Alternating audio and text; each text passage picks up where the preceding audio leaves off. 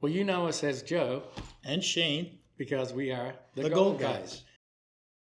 I often see customers come in to sell their jewelry and they get so excited when they pull out their jewelry appraisal, only to be crushed by the reality of what their jewelry is really worth.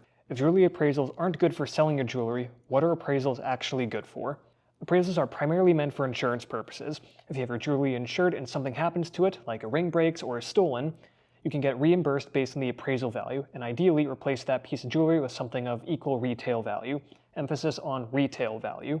When you're selling your jewelry, very rarely will an appraisal actually impact what you can sell it for. When selling to a business, like pawn shops or precious metal dealers, we value your item based on the raw material content of it, or essentially what we can get for melting it down and parting it out.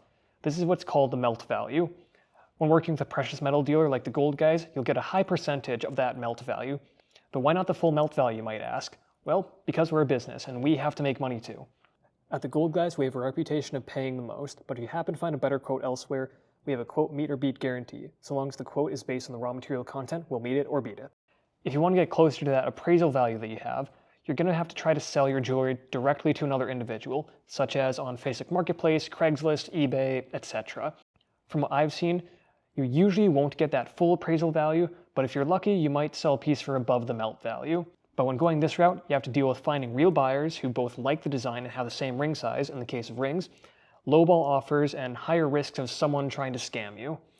In summary, unless you're filing an insurance claim on your jewelry, your appraisal isn't worth the paper it's written on.